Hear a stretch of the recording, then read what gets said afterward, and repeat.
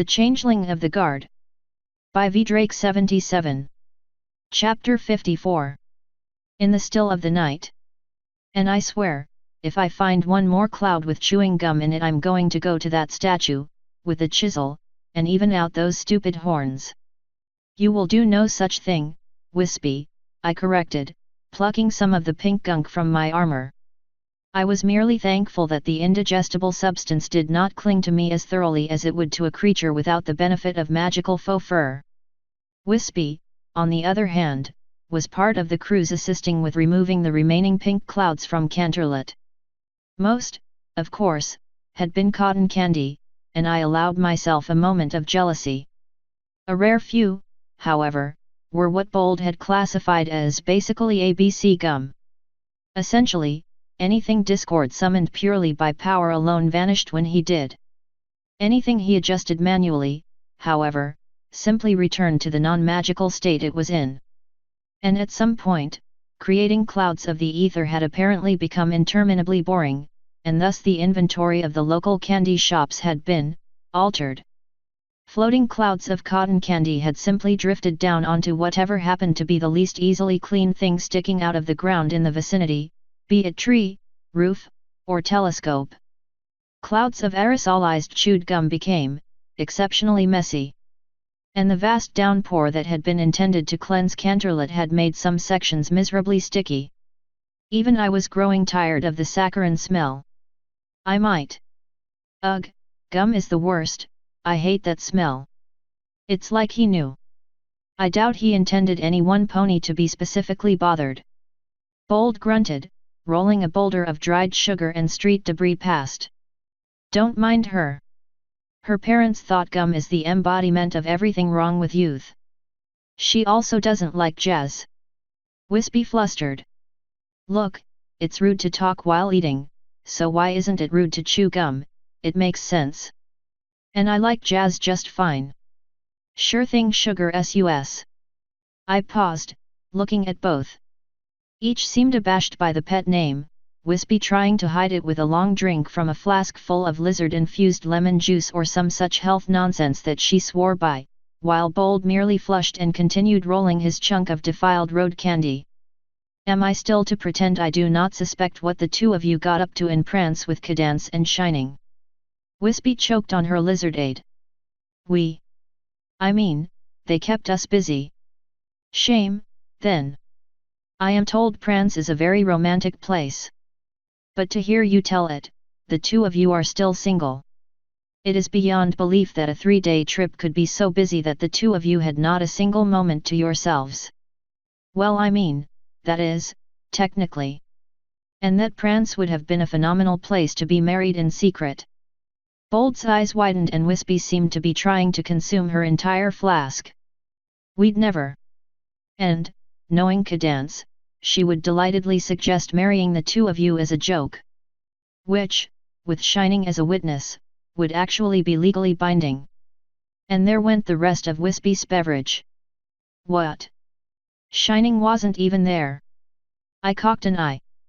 Shining left the princess completely alone? How, unlike him? Bold's jaw fell open. I knew it. The horns do make you evil. She married us. You can't just go around marrying people. Of course she didn't. I mean, you have to have, there has to be a ceremony. Slowly, I nodded, giving that all the consideration it deserved. Of course, you must be right. She wouldn't have suggested that you assist her in practicing marrying ponies. Surely ponies cannot simply elope to Las Pegasus. It must be a very elaborate affair, I continued, nodding with growing emphasis. She set us up. The nerve. Wait, hooves, how did you know? I am privy to more plots than I could ever wish to be. A pause. Allow me to rephrase that. Wispy grinned, looking just a bit green as she tried to redirect the conversation. No, that sounds right. Sounds like half the mares in the guard threw themselves at you while we were gone. It was not like that, I countered, trying to do the math. Considerably less than half, I decided. It was only the mayors on shift or in the castle who flocked to the throne room. Whether to protect or be protected, I cannot say, but I have avoided the conversation. And it was not like you suggest. And we were not supposed to discuss the matter. And that's pretty much why everyone who works in the castle knows about it, to be fair. Sounded to me like you were living like a king. All you needed was a crown. Or some kind of toga and some laurels. Bold lifted his hooves up around his head, mimicking the sort of half-crown I had seen before in depictions of ancient equestrians. And that did explain why the drapes in the throne room were down in my confused recollections. Order, that fabric was not meant to be worn. It wasn't even meant to be moved, really. I believe the crown fits where it lies at the moment. No kidding. That's probably why Discord did it. Bold snorted, pouring some sort of grease on his hooves before going back to rolling his ball of wasted sugar into a wagon. Idol's one of the only folks who never really saw any problems with Luna being back. Just another princess taking her place. So, he made Idol think his place was at the top instead of somewhere near the bottom. You need confidence, Dole. I am quite confident, I assure you. I know my place in Equestria, Sergeant Big Flank. Yeah, you think you do, but it's wrong, Corporal. You're going to get promoted again soon. Just so you know. I Buckingwell shouldn't be telling you of all ponies what to do. Not when you're in the thick of things with gonna be captain any day now shining armor. I beg to differ. My position is minor and that is how it should be. Sure, sure, he repeated my earlier slow head nod, and I found it exceptionally aggravating. You're just one of a handful of ponies who provides for Princess Luna's personal guard. You only spend more time protecting her than you do at home. How are those days off coming? I froze. Tartarus. There is too much to do, as of late. Called it. And Princess Celestia's going to call you on it sooner or later. He shrugged. You do the crime, you get the time. Bold, there's something really wrong about that phrase being used for getting promoted, Wispy snickered. I grunted, trying to get back to prying caramel off of a lamp post. Lunch break. I need something to eat that isn't going to rot through my teeth. I'd kill for some hay fries.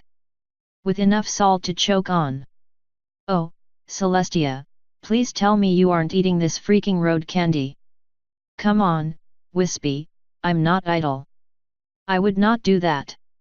The other two stopped, both looking at me with clear skepticism. This is far past the 10-second rule. Gross. And it's 5 seconds. It's no seconds, food on the ground is disgusting.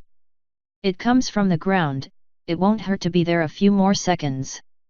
Besides, little bit of dirt never hurt any pony. Would you eat something you dropped on a cloud? First off, clouds are just water and magic and they're very clean most of the time. And most stuff would fall through them anyways. It's not like clouds stick to your food. There was absolutely not a no there but fine. There is sugar water on everything and if I can't pick up something with my hooves I have to use my mouth. Pity the poor earth pony, please. You get sympathy only, pity is beneath you. However, the hay fries are on me.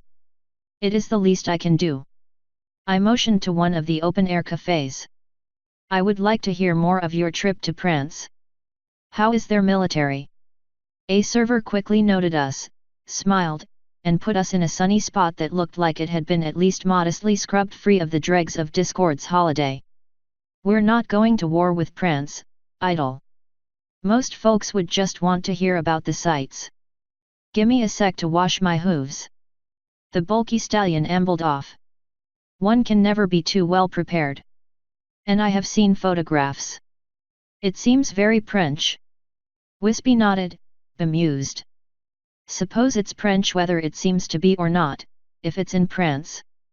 Right. She cleared her throat, and I felt a spike of nervousness from the normally confident Pegasus.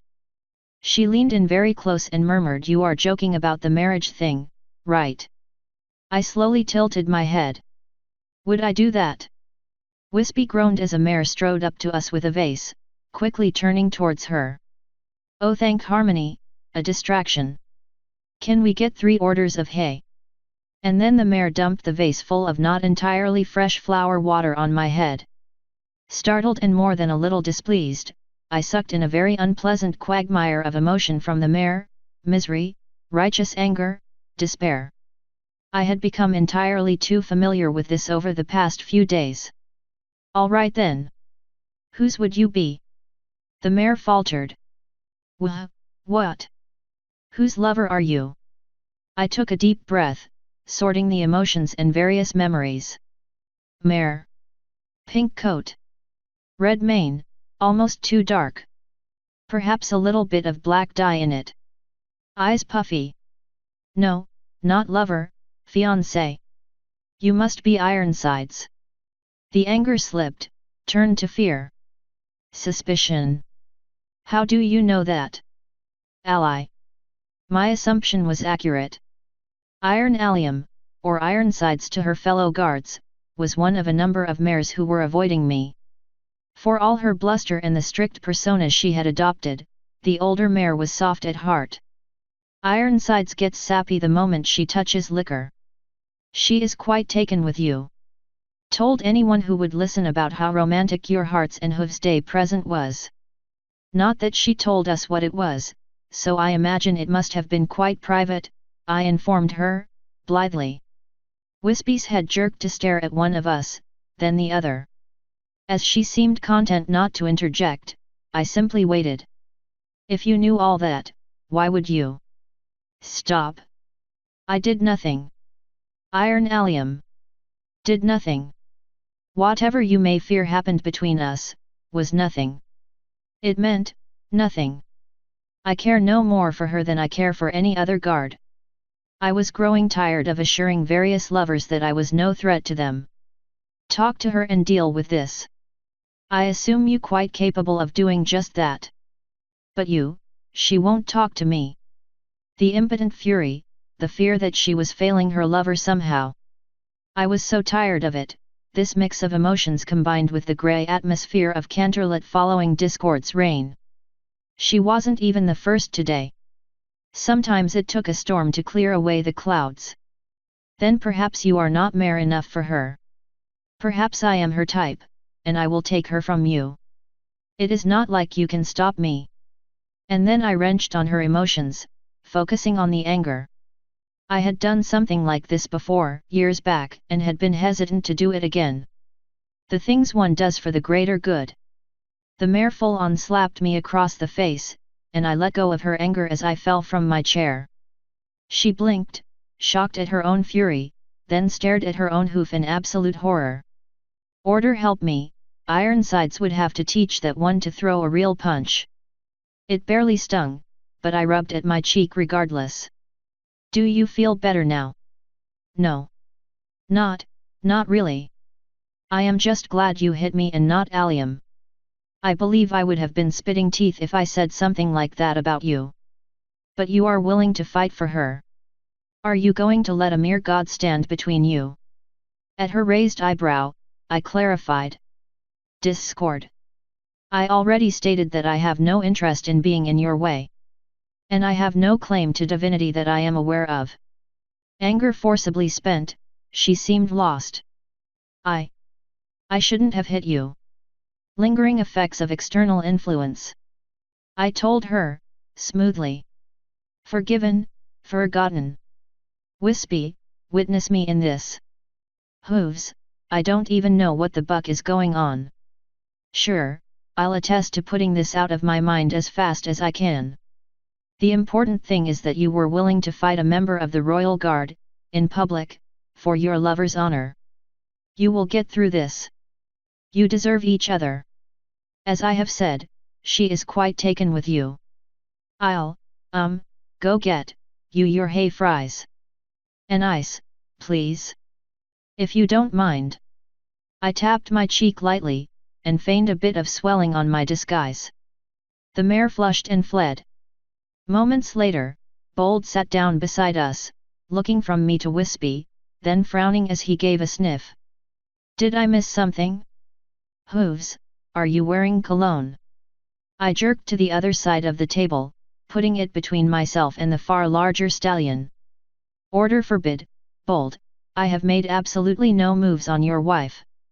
Wispy burst into laughter bordering on hysterical. Asterisk. Princess Luna spat her thermometer onto a tray, continuing to arrange her bizarre construction of glass and mirrors. We art fine, Corporal Hooves. We simply had a bad reaction to our medicine. In our day, we chewed willow bark for aches and pains and... Yes, Your Majesty. We note that you are without shield today. The lunar diarch sighed, allowing me to sidetrack her. Our physician has decided to allow us the benefit of the doubt. If discord bursting in like an arrow through a soap bubble was not enough to do us in, surely we are able to survive the vast horrors of the world beyond the tower. To my skeptical look, she amended to the confines of the castle with minimal direct contact. At my firm nod, she gave me a piteous look. Surely you do not believe that we would impose upon your honor by making you complicit in our escape from these marble walls? Of course not, Your Highness. As I believe it would be the Pegasi patrolling the grounds to have greater chance of preventing your escape into the world at large. She grinned, looking through a telescope, then framing her hooves around the moon. We have heard tales that lack of flight has never stopped you from pursuit. It was one time. The bridge was not that high. No more than 6 stories. I stabilized a chunk of curved glass with faintly shimmering runes with some concern. I was not entirely sure I should be touching it in the first place. A scoff, but a fond one.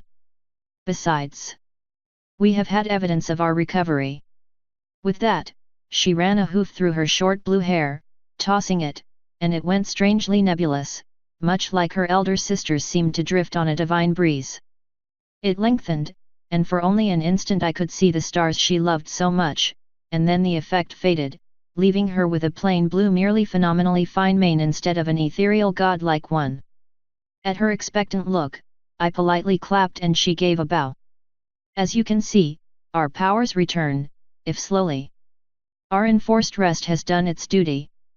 Some of its duty, Highness. You are not fully returned to your glory. Our glory? She scoffed. We were never glorious, but I do appreciate the sentiment. I can keep that up for almost an hour. No doubt due to secret practice when you were supposed to be taking it easy. Her Royal Highness bit her lip and didn't meet my eyes. Potentially. We may have overdone it, which may have led to us feeling poorly. I gave her a stern look, but relented. I shall not tell your sister if you do not. And if she does not specifically request it of me. Thy loyalty and candor are most refreshing. Luna assured me. We shall not abuse such faith. You are doing it again. A stomp of a hoof threatened to undo an hour's worth of fastidious work. Damnation and vexation. It was one thing to slip when I was not well. And now that I am trying to ensure I speak properly, I find myself adhering to a standard that exists no longer. I must get this right. I intend to go out among the people upon the next harvest festival. It is a tradition I would like to uphold. And I would like to see Ponyville again. I considered, then winced. That would be Nightmare Night, Your Highness. They have some quaint traditions for the holiday. All the more fitting, she accepted. I am, after all, the reason for the season, I fear. Perhaps I will be better accepted for it. But I must correct these vocal faux pas before that time comes. Perhaps not. She gave me a delightfully imperious look, only slightly spoiled by the fact that she meant it in jest. Explain thyself. That, precisely. It is, charming. You are concerned that your people will see you as out of touch and an age apart, yes. A potted mushroom that tended to have a faint green luminescence to it was placed under a round-bottomed flask.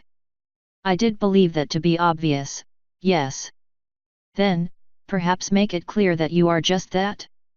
It is not you who needs to be accepting of their era, but they who must allow you to join them in theirs. You think that we should play up our failures to adapt. Given what I have heard of young Twilight, I began to fear maladaptation is the norm. Yes, sister mentioned a want it, need it spell. At least she used it on a doll and not one of her friends. I had truly no response to that. But I will consider it. Perhaps. Royal Canterlet voice? Yes. It will be a fine nod to a shared tradition. A beaker was rolled under a spiraling glass tube. After a moment of inspection, Luna took the tube, inverted it, then scowled, casting it aside. Barely catching it, I looked up in time to see a near-identical tube curved in the opposite direction taking its place. Your Highness, might I beg to know what you are doing? 'Tis a surprise. We have long wanted to thank those of you who have suffered alongside us. The weeks ago we overheard what was truly a remarkable idea from one of the Night Watch but could not begin to imagine how such a thing was managed. But during our fever, we were struck down with inspiration. This all seemed oddly familiar. Wait. Hush. I have but a moment. Her horn glowed briefly, lanterns went out, the moon suddenly seemed brighter, closer as it drifted to finally be fully in the path of Luna's telescope. The ethereal stars began to show in her mane again and I immediately grew more nervous as the enormous observatory telescope suddenly beamed a ray into the mass of mirrors and shaped glass. Something seemed to be congealing all around the equipment, as if the light itself was clinging to it all and leaving some sort of gelatinous glow. To my growing disquiet, it all oozed down into carefully placed beakers. The green mushrooms burst into flame very similar to that of changeling magic at Luna's cheerful nod, and soon the strange substances began to bubble, the various tubes being piped off splitting out into several prismatic varieties before receiving other strange treatments around the room and finally coming back to merge together and drip down the spiral glass piping the princess had just installed. With a faint ringing, each individual droplet struck the final, fluted beaker. It was not merely tone, it was music. Haunting, beautiful, much like the strange sound of the bowl player's instrument, finishing only with the last faintly glowing drop struck surface, leaving a hollowness to the room like the echo of a droplet from a stalactite to a cavernous lake. When all was done, I sat in stupefied silence, stunned at the intensity of the moment.